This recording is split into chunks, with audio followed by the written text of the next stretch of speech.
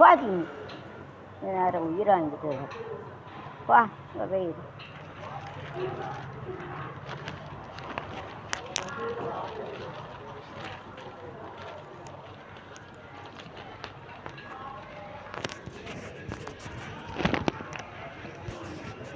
கரூர் 41 பேர் உயர்ந்த வழக்கு எப்படி இருப்பதால் அமைச்சர் ராதா கதர் அரசு வேலைந்தரம் சுயேட்சை மக்கள் நலத்திட்டத்துடன் ஆய்வு ஆகிய உரிமை இல்லை. உச்சநீதிமன்ற தகவலால் சர்ச்சை அமெரிக்கா வெற்றி ஆக வேண்டும். உலகத்தான் தேவைக்கர்மர்கள் சந்திப்பு ஆளுநர் மண்வெட்டி எடுத்த தூர்வாருவாரா அதிமுக இருக்கேன் என்று எடப்பாடி கேளுங்கள் பேட்டி மீண்டும் வம்புக்காக அந்த ஆளு டிவி நிறுவன ஒருமை திட்டிய வைக்கும் அந்த ராதாகிருஷ்ணன் கைது நிறுவன ஏடிஎஸ்பி கடன் வாக்குவாதம் இந்த ஆட்சி நீடிக்காது. யாருக்கு தெரியும்? கடவுளுக்கு தான் தெரியும். நாளை மறுநாள் முதல் 14ஆம் தேதி வரை இந்த ஆட்சி நிலந்து பிரதம மோடி பயணம் வாழ்க்கை ஒரு வட்டம் என்ற பழமொழி மீண்டும் நிறுவனம் அமைச்சர் பர்வேசன் சரவணந்த விஜயபாஸ்கர் திரிஷாவுக்கு அம்மா முத்தம் ஓடும்போது ரிக்ஷாக்களின் வேகத்தை குறைக்க முடங்கும். சீன செயலிகளுக்கு ஒன்றிய அரசு தடை கேட்கவரிலும் உத்தரவு. கோவிலை நிப்பாட்டுவாங்களும் ஆக்சிடென்ட் பிரதமர் மோடி திறந்து வைத்தார்.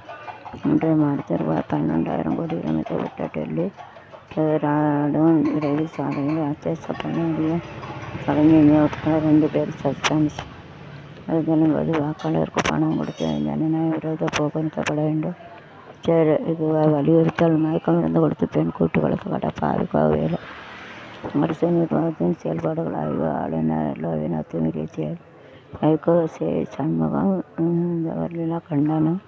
எடப்பாடி மரியாதை தரவில்லை என சொன்னார்கள். இப்போ முஸ்லி பாலில் இருக்கிறார்கள். விஜய் சிக்கவே இல்லை. இந்த மரியாதை போதுமான பக்கம் அதிகாரிகள் கிண்டல் சந்தி சிறுக்கும் சடவிட்டு அவங்க சீர்படுத்தும் அச்சுறுத்தல். இன்ஸ்டாவில் குழந்தைகள் ஆபாசம். மெட்டாவிற்கு சம்மன். ஒன்றிய அரசு அதிகாரி மெட்டா.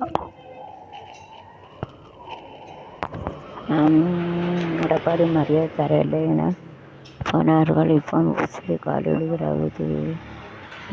இல்லை மரியாதை போதுமான அது திரு அபிவிஜயகுமார் கிண்டல்.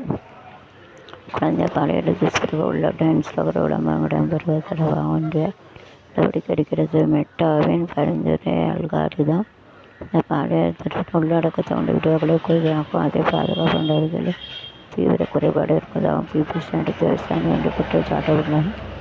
தொடர்பாக ஒன்றிய அரசு நடவடிக்கை மற்றும் பிபிசி அறிக்கை குறித்து கருத்து கோரிய மெட்டா நிறுவனத்திற்கு அனுப்பப்பட்ட மின்னஞ்சலில் எந்த பதிலும் இல்லை.